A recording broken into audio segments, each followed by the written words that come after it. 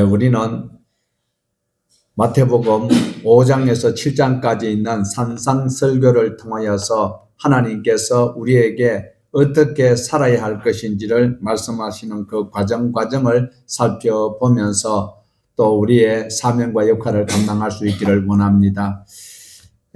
하나님께서 우리에게 오늘 산상설교를 통해 주시는 말씀은 5가지의 설교가 마태복음 5장에서 7장에 기록이 되어져 있습니다. 첫 번째 설교는 바로 율법을 재해석하여서 완전케 하시는 하나님의 말씀. 우리 예수님께서는 초보적인 것을 더 완벽하게 완전히 충만하게 채워서 전가하는 말씀이 바로 첫 번째 설교였습니다. 두 번째 설교는 제자 파송의 설교입니다. 뱀처럼 지혜롭고 비둘기처럼 순결하면서 하나님을 두려워하고 사람을 두려워하지 않아야 된다라는 바로 설교가 제자 파송을 하면서 말씀을 하셨어요. 그러면서 하시는 말씀은 너희가 그저 받았으니까 그저 주라라고 분명하게 말씀을 하고 있고, 공동체 강화 설교입니다. 교회가 설립이 되었다면 제일 먼저 마음을 돌이키고 어린아이들과 같은 마음으로 섬겨야 되고 함께 공동체를 보살펴야 되는 것을 말씀하고 있어요. 그것이 신앙의 가장 기본적인 기초인 단계를 공동체 강화 설교로 하고 있습니다. 그리고 마지막 설교는 종말 설교인데 미혹이 되지 않도록 하라고 말씀을 하고 있습니다.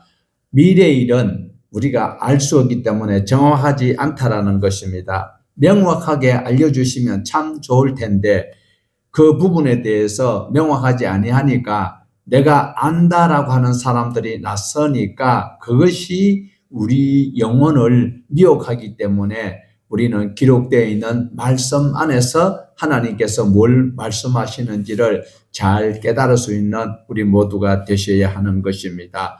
기록되어 있는 진리가 아니라 기적이나 이적을 통하여서 많은 사람들에게 무엇인가 이익을 주는 듯한 이런 것은 미혹이니까 그런 것에 속지 말라라고 말씀하시는 이 5가지의 설교가 바로 산상설교이다라는 것을 기억을 하시고, 이제 오늘 6장에 있는 말씀을 통하여 제일 먼저는 구제에 대해서 나오고 있는 것입니다. 우리 1절 말씀을 한번 보시겠습니다. 사람에게 보이려고 그들 앞에서 너희 의를 행하지 않도록 주의하라.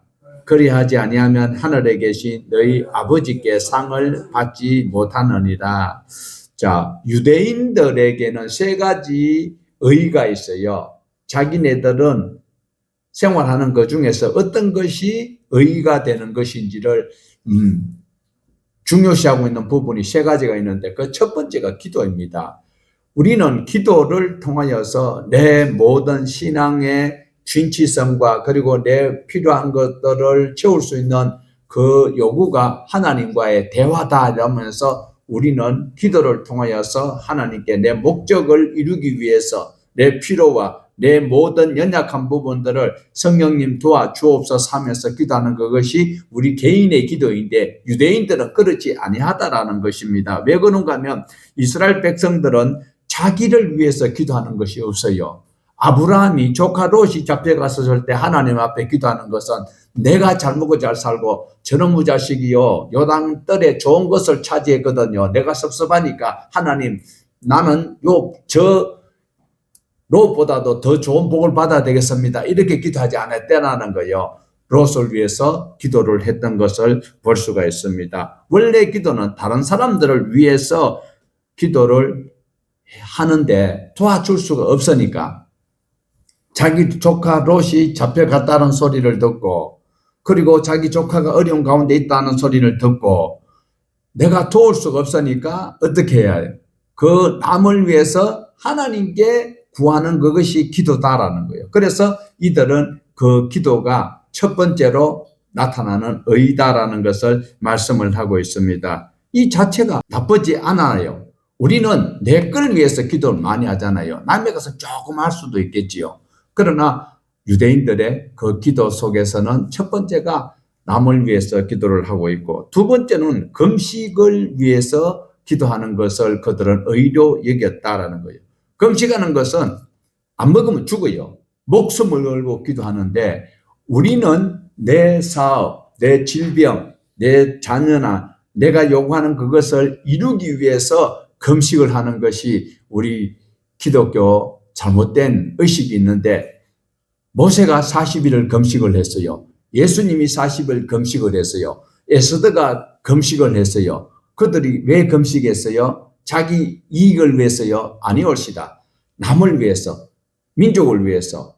그러니까 이런 것들을 우리는 바로 살펴볼 수가 있어야 되는 것입니다. 기도나 그리고 금식 자체가 이들에게는 다 의였다라는 거예요. 누구나 인정할 수밖에 없는 것입니다. 그 다음에 세 번째가 바로 의로 여겨지는 것이 구제예요. 남에게 거저 받았으니까 거저 줘야 되고, 내가 하나님께로부터 이렇게 많은 물질과 그리고 재능과 각종 달란트를 받았으니까 남에게 베푸는 그것이 이들은 의로 여겼다라는 거예요. 그런데 그렇게 남을 도와줄 때 어떻게 하라라는 것이 1절에 있잖아요. 사람에게 보이려고 하는 그것은 바로 하나님으로부터 준비된 상을 받지 못하게 될 것이다 라고 말씀을 하고 있어요. 이 유대인들의 세 가지 전통은 결코 나쁜 것이 아니에요. 우리도 이런 마음으로 기도를 해도 내 이익을 위해서 기도하는 것이 아니라 남을 위해서 기도를 해야 돼요.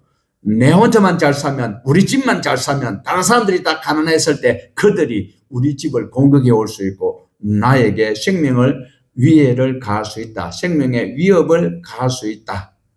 이것을 기억을 한다면 바로 이 좋은 전통은 우리가 본받아야 될 부분이 있을 수 있다라는 것입니다. 이 땅에서 다 받을 수 있는 것 다 받으면 하늘에 가서는 받지 못한다라고 분명히 우리 예수님께서 6장 1절에서 말씀을 하고 계십니다. 자, 2절을 보시겠습니다. 그러므로 구제할 때에 외식하는 자가 사람에게 영광을 받으려고 회당과 거리에 사는 것 같이 너희 앞에 나팔을 불지 말라. 진실로 너희에게 이르노니 그들은 자기 상을 이미 받았느니라. 여기서 외식하는 자, 외식이라고 기록이 되어져 있는데, 이것은 뭐 사칭하고 위선자, 불신앙자, 지금 정치인들 보면 전부 다 위선자들이에요. 전부 다. 예, 뭐 어디 있는 그 사람부터 시작해서 다 위선자예요. 목사님들도 위선자가 많아요. 저도 저도 지금 요 넥타이가 지금 자꾸 신경을 거슬리는데 요거 삐뚤어지면 안 되잖아요. 그래서 여기 찍찍이로 지금 방금 장모님 기도하는 시간에 여기를 붙였거든. 그거 왜 그래? 그냥 삐뚤어진 대로 오늘 넥타이가 고장났네요. 이러면 되는 거예요. 그런데도 잘 보이려고 보세요. 찍찍이 붙여놨잖아, 지금. 이것이 바로 외식하는 거예요. 본 모습을 안 보이고 더 잘 보이려고 돋보이려고 하는 이런 것들은 바로 하나님 앞에는 칭찬거리가 되지 못한다라고 말씀을 하고 있어요. 히포크리테스, 예, 외식하는 자, 예, 가면을 쓰고, 예, 본연의 그 배우들이 그런 거예요. 배우를 이야기할 수도 있는데, 자, 그래서 사람에게 인정받을 수 있도록 가면을 쓰고 위장을 하고 변장을 했다 손치더라도 중심을 보시는 원판 불변의 법칙을 고수하시는 하나님께서는 인간들이 그렇게 교묘하게 한 짓에 속아 넘어가지 않는다는 사실입니다. 3절과 5절입니다. 너는 구제할 때에 오른손이 하는 것을 왼손이 모르게 하여 내 구제함을 은밀하게 하라. 은밀한 중에 보시는 너희 아버지께서 갚으시리라. 또 너희는 기도할 때에 외식하는 자와 같이 하지 말라. 그들은 사람에게 보이려고 회당과 큰 거리 어귀에 서서 기도하기를 좋아하느니라. 내가 진실로 너희에게 이르노니 그들은 자기 상을 이미 받았느니라. 4절에 구제함을 은밀하게 하라. 은밀한 중에 보시는 너희 아버지께서 갚으시리라. 세상 사람들은 나를 보면서 와 저렇게 하는구나 이렇게 보이도록 하는 그것은 실제로 의미가 없다라고 말씀을 하고 있습니다. 다른 사람이 보라고 서서 기도하는 이런 외식하는 자들의 그 기도, 그런 것이 있어요. 하나님께서는 기도할 때에 골방에서 기도하라고 말씀을 하고 있어요. 남에게 보이려고 하는 그것은 큰 의미가 없다라고 분명히 말씀을 하고 있습니다. 우리가 겸손하게 해야 되는 것, 사람에게 인정받을 수 있고, 우리가 하나님 앞에 기도하는 것도 외식하는 소리로, 듣기 좋은 소리로, 최고의 아름다운 동굴 저음 그런 음성으로 사람들에게는 감동을 줄 수 있어도 하나님의 마음은 움직일 수가 없다라는 것을 우리에게 보여주고 있습니다. 자, 6절과 7절은 너무나도 잘 아는 말씀 한번 보십시다. 너는 기도할 때에 내 골방에 들어가 문을 닫고 은밀한 중에 계신 내 아버지께 기도하라. 은밀한 중에 보시는 내 아버지께서 갚으시리라. 또 기도할 때에 이방인과 같이 중언부언하지 말라. 그들은 말을 많이 하여야 들으실 줄 생각하느니라. 구제할 때 은밀하게 해야 되고 기도할 때도 은밀하게 해야 된다. 또 그러면서 하시는 말씀은 7절에 분명하게 기도할 때에는 이방인과 같이 중언부언하지 말라. 그들은 말을 많이 하여야 들으실 줄로 아느니라. 중언부언이라는 말이 바로 바톨로게오라는 말인데 이것은 원래 의미는 쓸데없는 소리를 많이 하는 거예요. 누구와 만났을 때에 했던 이야기를 또 하고 했던 이야기를 또 하고 하면 우리는 어떻게 생각합니까? 아, 이 사람이 정신이 많이 편찮구나. 좋게 말하면 정신이 편찮구나. 속 깊은 곳에서 하고 싶은 의미를 상대에게 전달했으면 걸어서 두 번 다시 말하지 아니하는 그것이 상대를 신뢰하는 태도이다라는 것입니다. 우리 하나님께서는 구하기 전에 있어야 될 것을 다 아신다라고 말씀을 하셨어요. 그런데 한간에 보면 성경에 관한 책들이 너무 많아요. 성경을 읽어야 되는데 우리 하나님은 기도할 때에 이방인들 같이 중언부언 의미 없는 말을 자꾸 짓거리지 말고 말을 많이 해 듣는 것이 아니다라고 말씀하고 있는데도 어떻게 해요? 보좌를 움직이는 기도, 그리고 보채야 응답해 주시고 기도의 분량을 채워야 된다. 이런 책들이 수없이 있어요. 그런 것들에 대해서 복 받으려고 읽는 시간에 하나님의 말씀, 기록되어 있는 성경을 통하여서 원교육을, 교훈을, 그리고 잠언을 잘 받으셔. 잠언이 아니고 생명의 말씀이죠. 그래서 성경 이외의 것을 가지고 내 목적을 채우려고 하는 그것은 바로 불경스러운 일이다라는 것입니다. 누가복음에 보면요, 분명히 한 번 기도했다면 낙심하지 말라라고 말씀을 하고 있어요. 그런데 했던 것도 하고 그 자리에서 계속 중얼중얼하는 것은 하나님을 신뢰하는 신뢰성이 결여되어 있다라는 것입니다. 자, 8절 보시겠습니다. 그러므로 그들을 본받지 말라. 구하기 전에 너희에게 있어야 할 것을 하나님 너희 아버지께서 아시느니라. 신뢰가 안 되니까 또 부탁합니다. 하나님 부탁합니다. 하나님 이거 주셔야 됩니다. 이거 안 주시면 상당히 곤란해요. 이거 주셔야 됩니다.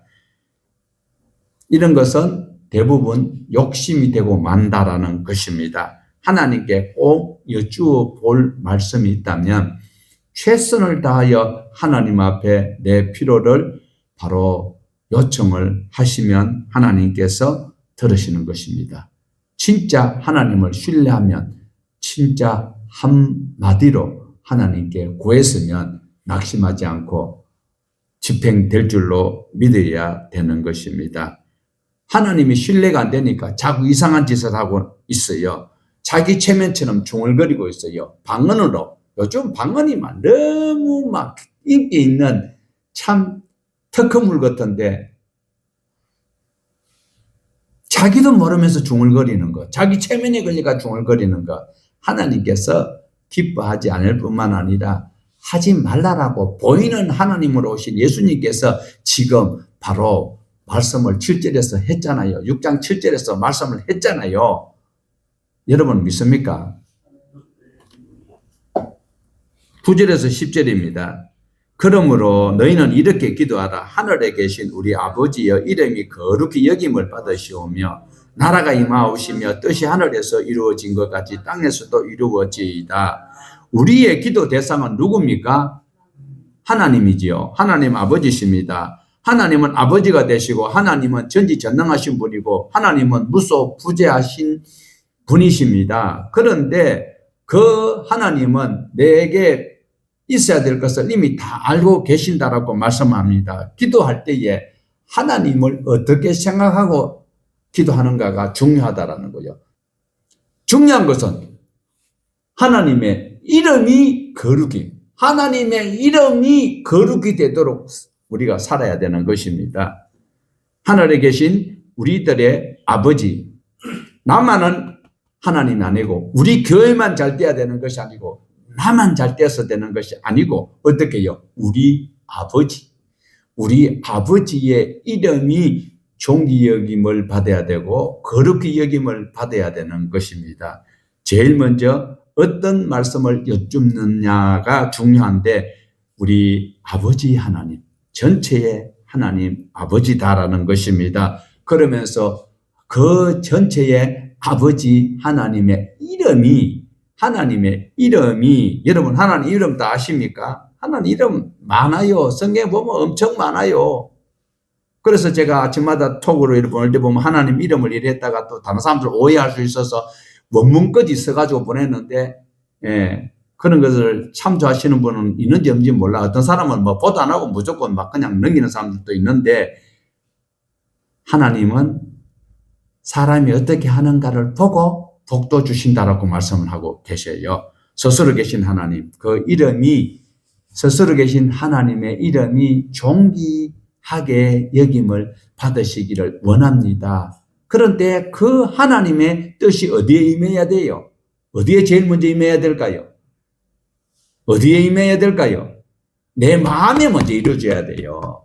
하나님의 그 존귀하신 이름이 거룩히 여김을 받으시고 하나님의 뜻이, 하나님의 나라가 내 마음에 임해야 돼요. 하나님의 통치가 임하는데 하나님의 통치 속에서 감사도 없고 나하고 관계없는 삶을 산다면 저주만 받을 뿐이다라는 것을 기억을 하여야 합니다. 우리가 하나님의 통치권 속에 하나님께서 장만해 놓으신 그 모든 우주촌에 살면서도 하나님의 존귀하신 이름을 없인 여긴다든지 감사가 없다면 우리는 그보다도 못한 존재가 되고 마는 것입니다. 하나님의 나라가 이 땅에 임할 때 가장 중요한 것은 내 마음에 임하게 해요. 내 마음에 하나님의 나라가 임하도록 기도해야 되는 것입니다. 하나님께서는 실제로 다 통치하십니다. 그 통치 속에서 내가 하나님의 임재를 내가 먼저 느꼈을 때에 하나님의 존귀하신 이름을 바로 찬양할 수 있다라는 것입니다. 다시 부탁합니다. 제일 먼저 내 마음에 하나님의 나라와 하나님의 뜻이 임하도록 기도를 하셔야 할 것입니다. 11절입니다. 오늘 우리에게 일용할 양식을 주시옵고, 여기서 일용할 양식이라고 말씀을 하고 있는데 다른 번역서에 보면 매일 필요한 것, 그러니까 하나님께서 우리에게 있어야 될 것을 다 아신다고 했는데 내가 내일 먹을 것, 10년 후에 먹을 것, 미래를 위해서 저축하면서 살아라고는 말씀을 하지 않고 있다는 걸 기억을 하셔야 합니다. 오늘 양식은 있으니까 먹고 일을 하면 내일 되면 다시 내일 양식을 또 구할 수 있도록 하나님께서는 허락을 하시고 계십니다. 내일의 삶의 주인도 누굽니까? 하나님이시고 하나님께서 우리에게 보존해 주시는 그 생명을 통하여서 그것이 집행이 된다는 것을 확실히 믿어야 되는 것입니다. 이 모든 일들은 바로 하나님께서 이렇게 하라고 하는 것 이상의 것을 구하면 욕심이 되고 마는 것입니다. 12절입니다. 우리가 우리에게 죄 지은 자를 사하여 준 것 같이 우리 죄를 사하여 주시옵고, 여기서 우리 죄 지은 자라고 하니까 법인카드를 사용하고 막 이런 것이 꼭 죄가 아니라 빚진 것을 말하고 있어요. 그러니까 우리가 남에게 시세를 진 것 있잖아요.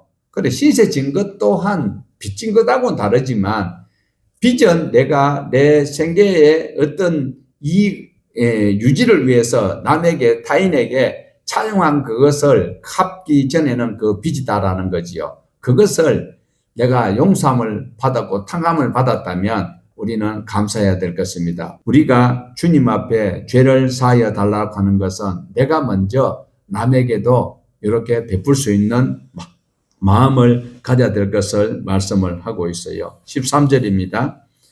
우리를 시험에 들게 하지 마시옵고 다만 악에서 구하시옵소서. 대개 나라와 권세와 영광이 아버지께 영원히 있사옵나이다.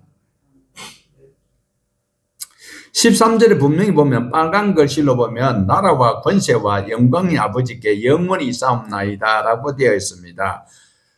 갈로가 없는 사본이 많이 있는데 우리 성경은 바로 대개란 말이 없어졌어요. 원래는 있었어요. 그런데 여기에서 13절에 대개라는 것은 중국어 성경을 번역하다 보니까 대개, 빨간 글씨를 대개로 하는 거거든요. 왜 그런가 하면, 그 이제 중국에서도 이제 저 단어를 안 쓴대요. 이 자를 쓰고, 그 다음에 인위로 쓰는 거예요. 그런데 지금은 저 단어가 없어졌어요. 그런데 원문에 보면 있어요. 원문에. 이거 보면 호티호, 에스틴, 해, 바셀리아. 그럼 호티라는 것이 맨 앞에 있어요. 호티라는 것이 왜냐하면 영어로는 피코스 또는 포로 이렇게 원문에는 있는데 이것을 어떻게 해요? 대개로 해버리면 왜냐하면 이렇게 돼야 되거든요. 그래서 일반 학자들이 생각할 때는 어떻게 생각하는가 하면 대개 나라와 권세와 영광이 아버지께 영원히 있사옵나이다 했을 때는 그 앞에 바로 시험에 들게 하지 마옵시고는 그것을 바로 왜냐하면 받아들이기 때문에 원뜻이 희석될 가능성이 있다 이래가지고 빼버리는데 그러나 이렇게 번역을 해서 우리에게 공급했더라면 훨씬 더 좋았죠. 왜 밑에 왜냐하면 나라와 권세와 영광이 아버지께 영원히 있기 때문입니다. 이렇게 해야 돼요. 지금 우리 성경에는 대개는 없지만 그 바로 중간에 있는 글씨가 나라와 권세와 영광이 아버지께 영원히 있사옵나이다. 아멘 이리 되어 있거든요. 그러나 원어적 의미를 그대로 번역을 한다면 왜 그런가 하면 그것이 바로 뭡니까? 우리를 시험에 들게 하지 마옵시고 다만 악에서 구하옵소서. 왜 그런가 하면 나라와 권세와 영광이 아버지께 영원히 있기 때문입니다. 아멘 했으면 훨씬 더 좋다라는 것입니다. 자, 14절에서 15절입니다. 너희가 사람의 잘못을 용서하면 너희 하늘 아버지께서도 너희 잘못을 용서하시려니와 너희가 사람의 잘못을 용서하지 아니하면 너희 아버지께서도 너희 잘못을 용서하지. 하나님께서는요, 우리가 하는 거 보신대요. 우리가 복받을 짓을 하면 복을 주고요. 복받을 짓을 아니하면 직분과 상관없이 하나님께서는 우리를 살펴보고 계신다라는 겁니다. 그래서 우리는 어떻게 살아야 돼요? 성경대로 살아야 됩니다. 말씀대로 사는 것이 매우 중요한 것입니다. 말씀대로 살아야 되는데 말씀을 잘못 해석해 주는 설교를 잘못 들으면 엉뚱한 길로 가게 되는 것이기 때문에 우리는 말씀을 잘 분별할 수 있도록 성령님께 지혜를 구하여야 할 것입니다. 하나님께서 하라고 하는 것인지 하지 말라고 하는 것인지 생각지도 아니하고 성경을 읽고 잘못 오독을 하고 오해석을 한다면 나중은 결과가 엉뚱한 곳에 도달하게 된다라는 겁니다. 이제 금식에 관한 구절이 16절에서 18절입니다. 같이 봅니다. 금식할 때에 외식하는 자들과 같이 슬픈 기색을 보이지 말라. 그들은 금식하는 것을 사람에게 보이려고 얼굴을 흉하게 하느니라. 내가 진실로 너희에게 이르노니 그들은 자기 상을 이미 받았느니라. 너는 금식할 때에 머리에 기름을 바르고 얼굴을 씻어라. 이는 금식하는 자로 사람에게 보이지 않고 오직 은밀한 중에 계신 내 아버지께 보이게 하려 함이라. 은밀한 중에 보시는 내 아버지께서 갚으시리라. 자, 금식에 관한 성경은 두 군데가 나오고 있어요. 첫 번째 나오는 것은 이사야서에 나오고 있어요. 이사야서 58장 3절에서 4절 같이 한번 볼까요? 우리가 금식하되 어찌하여 주께서 보지 아니하시오며 우리가 마음을 괴롭게 하되 어찌하여 주께서 알아주지 아니하시나이까. 보라, 너희가 금식하는 날 오락을 구하며 온갖 일을 시키는도다. 보라, 너희가 금식하면서 논쟁하며 다투며 악한 주먹으로 치는도다. 너희가 오늘 금식하는 것은 너희의 목소리를 상달하게 하려는 것이 아니냐. 이 말씀 어떤 말씀입니까? 너희 삶이 하나님 보실 때 옳지 않다라는 거예요.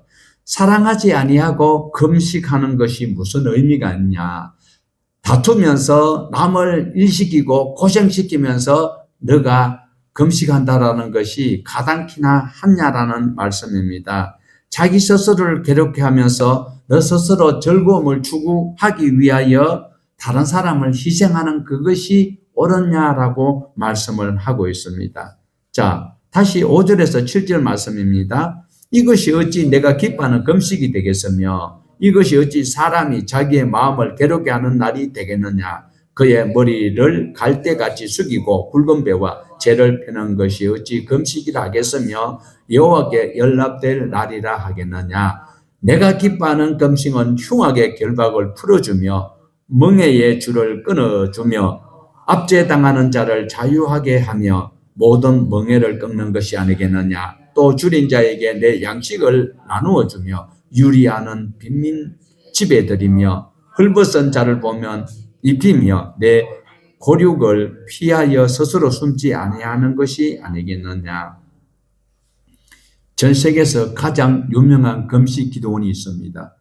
제가 들리는 기억은 지금도 제가 거기에 참 부지런히 다녔던 것이 생각이 나는데 거기에서 주로 우리에게 하시는 말씀은 금식을 하면 흉악한 결박을 풀어주는 것이고 그리고 멍에를 끊어주는 그것이다고 그게 관계자들의 말씀입니다. 자, 여러분 금식 기도가 효과가 있을까요? 없을까요? 여기서 내가 기뻐하는 금식은 저 단어만 가지고 지금 수많은 사람들을 미혹했다라는 거예요. 저도 그 소 가지고 얼마나 굶었는지 몰라. 그러니까 아가 기가 안 꺼가지고 분명히 하나님께서 하시는 말씀은요.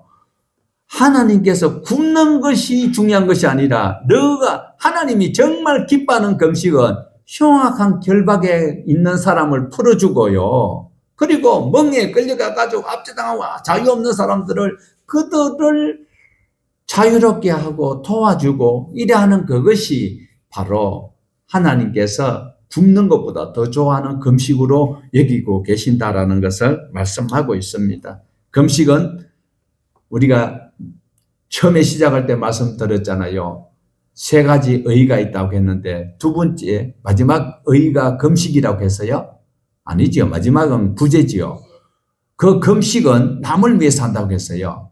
에스더가 죽으면 죽으리라. 자기가 왜 죽어요? 왕인데. 그런데 민족을 위해서 죽으면 죽으리라고 금식했어요. 예수님도 우리 죄악을 완전히 박살내고 지옥의 권세를 깨뜨리기 위해서 공생애를 시작하시기 전에 40일 금식했어요. 모세도 민족을 이끄는 지도자로서 금식했어요. 그런데 우리는 잘못된 지식이 온 영혼을 줄줄이로 포성줄로 묶어가지고 지옥으로 끌고 가는 일을 하고 말았다라는 거예요. 하나님께서 원하시는 금식은 6절에서 7절이에요. 저것이 굶는 것이 아니다라는 것을 분명히 말씀을 하고 있어요. 그러니까 바로 흉악한 결박을 풀어주고 빚진 자에게 빚을 탕감해주고 그리고 멍에에 끌려있는 그를 풀어주고 자유롭게 해주고 모든 멍에를 끊는 그것이 바로 우리 하나님께서 기뻐하는 금식이다라는 거예요. 그러면서 조건적으로 하시는 말씀이 8절과 9절입니다. 같이 봅니다. 그리하면 내 빛이 새벽같이 비칠 것이며 내 치유가 급속할 것이며 내 공의가 내 앞에 행하고 여호와의 영광이 내 뒤에 호위하리니 내가 부를 때에 나 여호와가 응답하겠고 내가 부르짖을 때에 내가 여기 있다 하리라. 만일 내가 너희 중에서 멍에와 손가락질과 허망한 말을 제하여 버리고. 이 말씀을 오해하면 안 되는 거예요. 굶으면 내 빛이 새벽빛같이 비칠 것이고 치유가 급속할 것이라 해가지고 그 금식 기도난가 봐요. 그거 가면 완전 시제 썩는 냄새가 나잖아요. 굶으니까 속에서 입에서 나오는 냄새가 그 악취, 그것이 영광스러운 냄새로 여기고 착각하고 앉아서요. 하나님의 말씀을 바로 알지 못하고 잘못하면 이런 오해가 생기는 것이 이사야서 58장에 하나님이 기뻐하는 금식은 하나님이 금식을 기뻐하는 것 절대로 아니다라는 사실을 우리는 성경 이사야서 58장을 통해서 보셔야 되고 또 한 군데 금식이 나오고 있어요. 그것은 바로 스가랴서입니다. 스가랴서 5장 7절을 보시겠습니다. 7장 5절에서 7절입니다. 온 땅의 백성과 제사장들에게 이르라 너희가 70년 동안 다섯째 달과 일곱째 달에 금식하고 애통하였거니와 그 금식이 나를 위한 것이냐 너희가 먹고 마실 때 예루살렘과 사면 성읍에 백성이 평온히 거주하며 남방과 평원에 사람이 거주할 때에 여호와가 옛 선지자들을 통하여 외친 말씀이 있지 않느냐 하시니라. 자, 여기서 붓는 것, 즉은 이제 5절에서 6절까지를 하나님께서 오히려 질문을 하고 계시는 거예요. 금식하는 것에 대해서. 하나님은 언제 금식하라고 했냐? 너희들이 그럼 먹을 때는 너희들이 누구를 위해서? 하나님을 위하여서 먹었냐? 먹고 마실 때는 너희를 위해서 마시더니 굶는 것도 자기를 위해서 굶어놓고 하나님과는 상관이 없다라고 분명히 말씀을 하고 계시는 것입니다. 그래 7절을 보시면은 그 하나님께서 하시는 말씀을 듣지 아니하여서 너희들이 굶는 일이 생겼다라고 말씀을 하고 있어요. 자, 이 금식에 관하여서는 8절과 10절도 이렇게 말씀을 하고 있어요. 여호와의 말씀이 스가랴에게 임하여 이르시되 만군의 여호와가 이같이 말하여 이르시되 너희는 진실한 재판을 행하며 서로 인애와 긍휼을 베풀며 과부와 고아와 나그네와 궁핍한 자를 압제하지 말며 서로 해하려고 마음에 도모하지 말라 하셨으나 이러면 금식할 일이 없다라는 거예요. 그러면 이사야서 58장하고 스가랴서에서 금식은 달라요. 스가랴에서 나오는 금식은 민족적으로 이들이 하고 있었던 것은 자기네들이 요구했고 자기네들이 급했기 때문에 했던 것이 있다라는 거예요. 그러니까 하나님께서 금식을 요구한 적이 한 번도 없다라는 거예요. 4번 금식을 했거든요. 저 사람들은 바벨론으로 끌려갈 때부터 시작해서 계속해서 왜? 588년에 예루살렘 성이 함락을 당했어요. 포위를 당했어요. 포위를 당하니까 전부 다 금식을 하는 거예요. 예, 포위에서 해결되기 위한 방안을 위해서. 그 다음에 두 번째로 586년은 이제 망하는 날이거든요. 그러니까 586년에 성벽이 무너져서 쫙 쳐들어오니까 그때 4월달에 전부 다 금식을 또 다 선포를 해요. 그리고 4월달에 들어오면서 5월달에는 성전이 다 불타버리는 거예요. 성전이 불타니까 그때 또 아이고 하나님, 그전에는 예레미야가 늘 이야기했잖아요. 하나님 앞에 우리가 받는 말씀이 있고 바벨론에 항복하면 우리가 산다 이라는데도 그거 안 듣고 하나님의 집이 여기 있고 성전이 여기 있는데 무슨 쓸데없는 소리 5명의 선지 거짓 선지자들이 예레미야를 얼마나 학대했어요. 그러다가 성전이 불타니까 또 금식하자 금식했어요. 그러다가 이제 4번째로는요 총독 그달랴가 죽는데 총독 그달랴가 누구냐면 이 왕들 이제 시드기야가 마지막 왕인데 잡아가고 바벨론에서 총독을 세웠어요. 근데 그 총독을 이스마엘이라는 작자가 왕족인데 그달랴를 총독을 죽여버렸어요. 그리고 나니까 바벨론에서 또 자기네들을 어떻게 징벌할 줄 알고 또 금식하자. 이게 전부 다 하나님의 말씀을 거역해 놔놓고 자기 필요에 의해서 금식하는 것이 하나님이 너희에게 하더냐라고 질문을 하고 있습니다. 금식은 내가 필요해서 했던 것이지 하나님께서 요구하신 적은 없다라는 거예요. 결론적으로 스가랴서 8장 18절에서 19절입니다. 같이 보십니다. 만군의 여호와의 말씀이 내게 임하여 이르시되 만군의 여호와가 이같이 말하노라. 넷째 달의 금식과 다섯째 달의 금식과 일곱째 달의 금식과 열째 달의 금식이 변하여 유다 족속에게 기쁨과 즐거움과 희락과 오직 너희는 진리와 화평을 사랑할지니라. 금식한다 하지 않는다라는 것이 중요한 것이 아니고 오직 뭘 하라고요? 진리와 화평과 사랑을 하라라고 말씀을 하고 있어요. 진리의 말씀을 따라 살아가고 그리고 서로가 화평을 하고 서로가 아껴주고 존경하고 위해 줄 때 굶을 필요가 없다라는 거예요. 굶는 것이 기도에 응답받는 지름길이라고 요게 5, 6, 6 지나가지고 좀 더 가면 그게 열리는지 닫히는지 몰라도 그래 끝에는 교회라고 붙여놨어요. 그러니까 금식한 사람들이 방마다 들어앉아 앉았어요. 해결하려고. 하나님의 말씀에는 굶고 기도하면 들어준다는 말씀은 없습니다.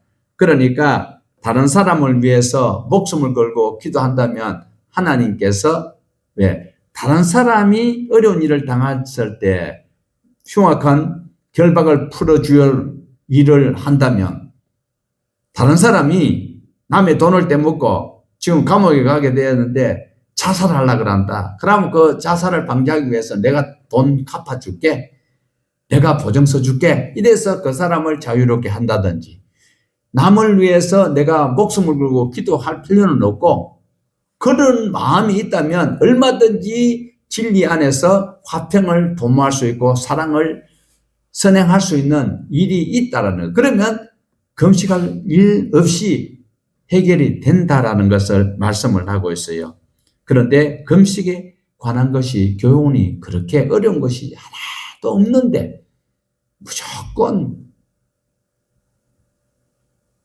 하나님 앞에 금식하면 응답받는 것으로 여기고 있습니다. 자녀가 밥 안 먹고 보채면은 기통사발이 시리 부리지. 하나님이 처리하라고 한 적 없어요. 잠 안 자고 보채면요, 밉상이에요. 아니, 아예 밥도 안 먹고 공부도 안 하고 맨날 밥 굶고 앉아가지고 지 목적을 달성시키려고 하면 성경을 오해하면 안 된다라는 거예요. 이제 구제에 관한 말씀이 6장 19절에서 20절입니다. 같이 보십니다. 너희를 위하여 보물을 땅에 쌓아두지 말라. 거기는 좀과 동록이 해하며 도둑이 구멍을 뚫고 도둑질 하느니라. 오직 너희를 위하여 보물을 하늘에 쌓아두라. 거기는 좀이나 동록이 해하지 못하며 도둑이 구멍을 뚫지도 못하고 도둑질도 못하느니라. 하늘에 쌓아두라. 내가 수고해서 얻은 것이지만 자기를 위해서 쓰지 아니하고 공동체를 위해서 이웃을 위해서 사용하는 그것이 바로 하늘에 쌓아두는 것이다 라고 말씀을 하고 있습니다. 이웃을 위해서 했는 것인데 지극히 가난한 자를 위해서 내가 약간의 선행을 했는데 하나님께 구워주는 것이다 라고 잠언에서 말씀을 하고 있습니다. 21절입니다. 내 보물이 있는 그곳에는 내 마음도 있느니라. 이것을 땅에 자꾸 쌓으려고 하는 사람이 있어요. 세종에 투자를 해야 되느냐, 대전에 투자를 해야 되느냐, 저 시골에 어디 땅을 사가지고 투자를 해야 되느냐.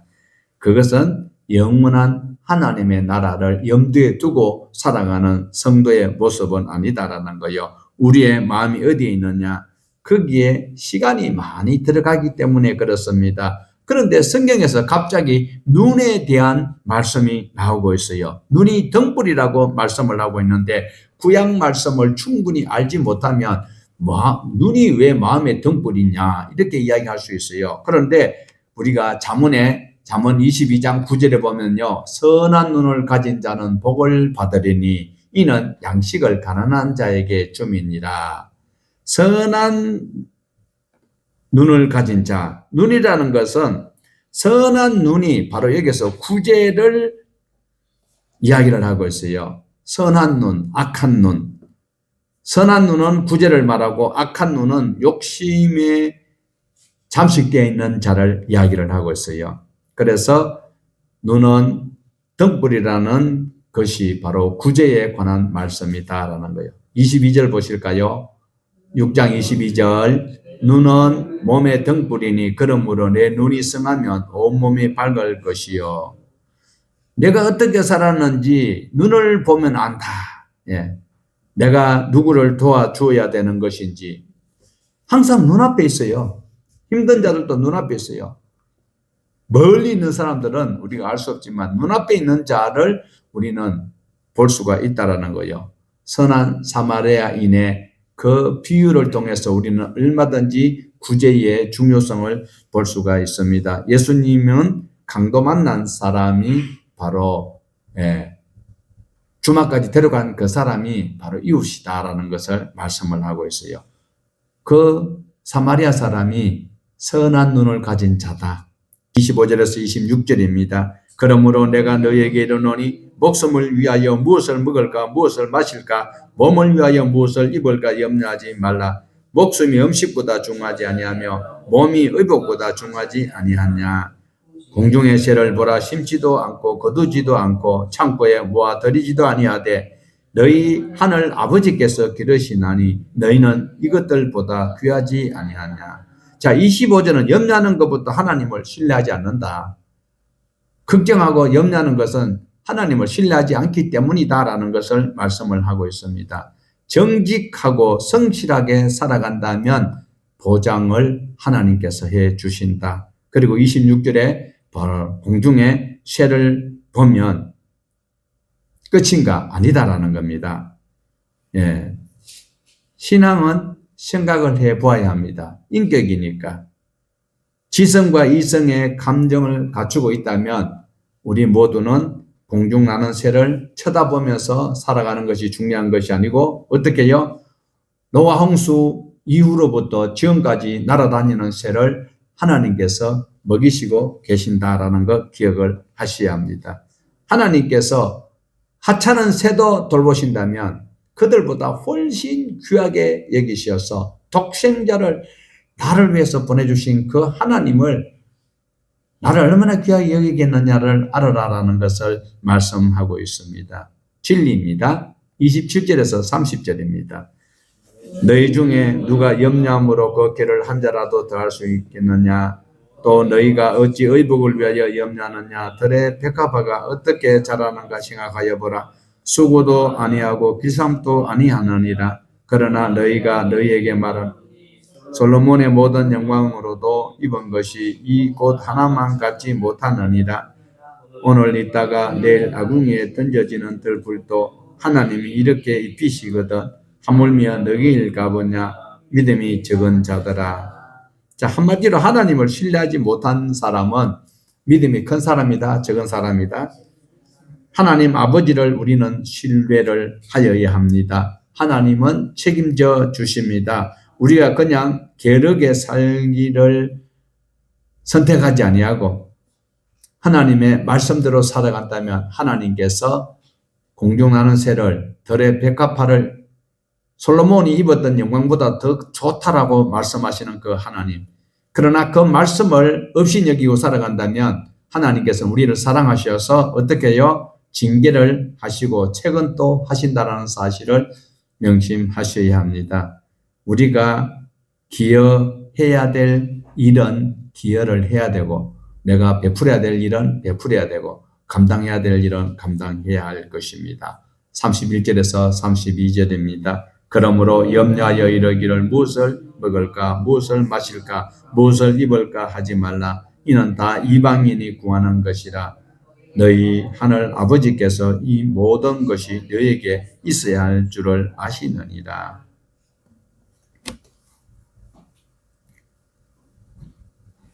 이런 우스갯소리가 있어요. 친구가 게임기를 가지고 있는데 참 부러워서 그러니까 얘가 어떻게 하느냐 하면 자기 아버지가 거실에서 이제 TV 보고 있는데 야가 방에서 문을 열어놓고 기도를 합니다. 하나님 아버지, 내게 게임기를 주시옵소서 하고 막 기도를 했어. 그러니까 그 삼촌이 지나가다가, 야 임마, 골방에서 조용하게 기도해도 하나님 다 들으신다니까. 아니야, 이건 아버지도 들으셔야 돼. 하나님께 골방에서 기도하면 하나님 다 들어주신다고 했는데, 이 꼬마는 하나님도 하나님이지만 일단은 아버지가 들어야 게임기를 사주니까, 그래서 그 삼촌이 골방에 가서 기도하라는데 참 무섭게 같지만,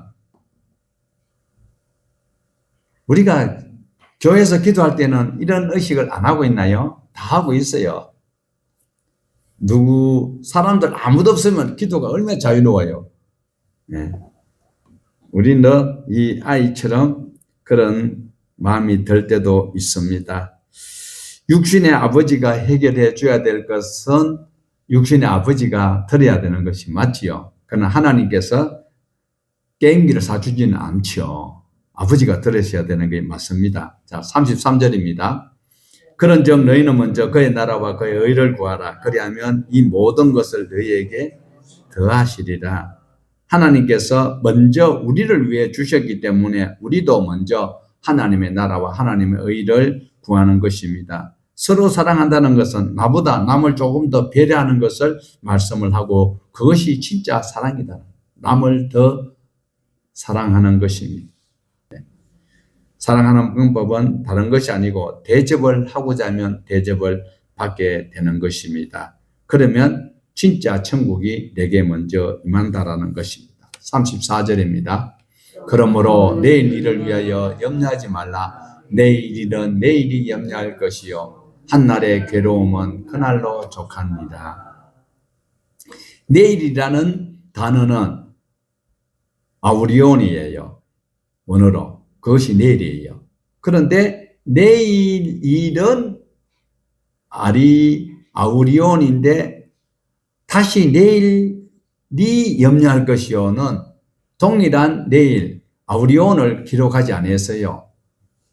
헤아우투스. 이것은 제기대명사인데 내일 되면 내일이 해결할 것이니까 내일 것을 미리 당겨서 걱정하지 말라 이 소리예요. 그런데 우리는 내일 걱정을 할 수밖에 없지요. 내일 걱정이 되는 것은 사실입니다. 그렇지만 우리에게 주시는 이 말씀은 이런 이야기라도 비교할 수 있어요. 애들이요, 학교에서 숙제를 내주면 숙제를 잊어버리고 막 뛰놀아요. 막 뛰놀다가 저녁 되면은 이제 잘 때쯤 돼가지고는 막 걱정을 하는 거예요. 그러면 왜요? 왜 걱정할까요? 숙제를 해야 되는데, 그러면 지금이라도 숙제해라. 지금이라도 하면 되지 뭐. 그런데 애들은 내일 것만 걱정하고 있어요. 지금 내가 할 일을 하지 아니하고, 오늘 저와 여러분도 미리 당겨서 걱정하기보다는 하나님께 맡길 수 있는 우리가 되어야 합니다. 우리 33절, 34절 다시 한번 합쳐서 한번 읽어보십시다. 그런즉 너희는 먼저 그의 나라와 그의 의를 구하라. 그리하면 이 모든 것을 너희에게 더하시리니, 그러므로 내일 일을 위하여 염려하지 말라. 내일 일은 내일이 염려할 것이요 한날의 괴로움은 그날로 족하느니라. 우리가 어제의 괴로움 때문에 오늘 괴로워할 필요는 없고 지나간 것은 털어버려야 할 것입니다. 오늘 충실한다면 내일도 얼마든지 극복할 수 있고, 오늘의 경험을 가지고 내일을 더 편리하고 더 수월하게 하나님께 영광을 돌릴 수 있고, 우리의 삶에 윤택한 삶을 살아갈 수 있도록 하나님께서 인도하심을 믿으시는 우리 모두 되시기를 주님의 이름으로 축복합니다.